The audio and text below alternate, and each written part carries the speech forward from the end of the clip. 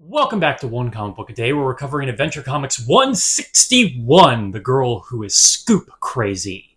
An incredibly sexist and insultingly sexist Superboy story. Lana Lang has now invaded Adventure Comics, as she is now in almost every comic we're reading at this point. I like Lana.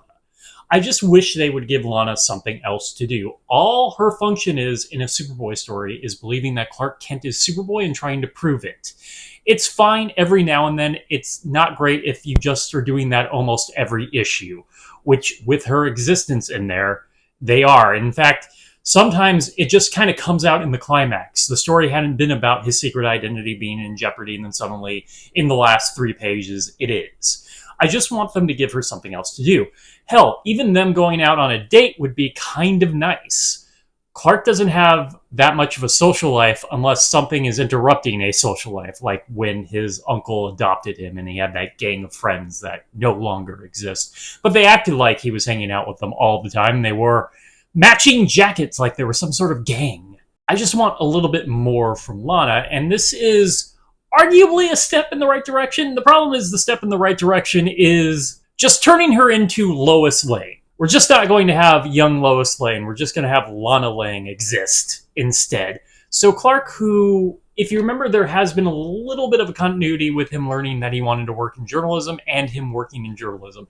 This being actual continuity is not going to quite last unless it's brought up again. He was working for a newspaper before he wanted to become a journalist, and then they made a big deal in a story that he wanted to become a journalist. This feels like a continuation of that story, but that could just be me imposing my own worldview on it. It could have just been, well, he's always working for a newspaper in the story. It just, maybe due to its proximity to that story, felt like a continuation of that. And Lana decides to join in, and in fact, she does seem to like solving a mystery and telling a story. It makes sense. The whole motivation is trying to solve a mystery. Is Clark Kent Superboy? Which she seems pretty sure about, and you know what? She's right. We make these jokes all the time about how, like, no one could figure out that through the disguise of the glasses that Clark Kent was Superman, or that Clark Kent is Superboy.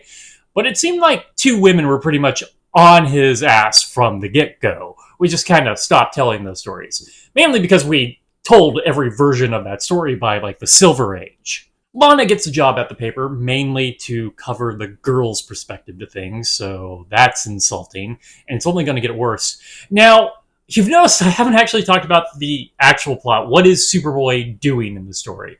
Well, there's a fair with exhibits, and they're all going wrong due to cheap parts.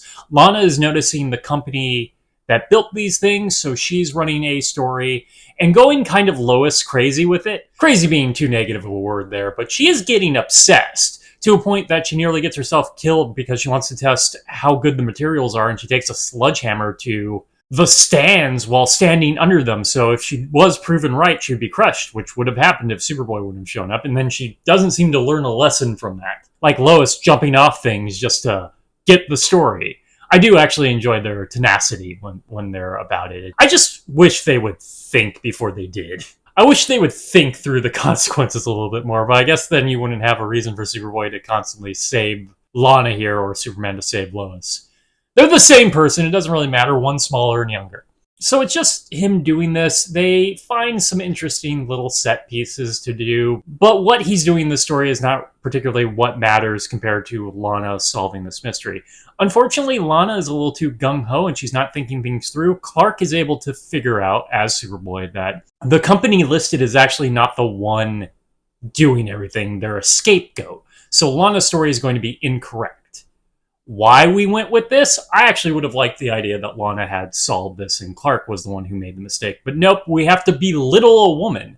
So when she turns in the story and Clark shows up to correct her, she then gets admonished for her mistake and sent to report on beauty stuff and anything that is considered girly.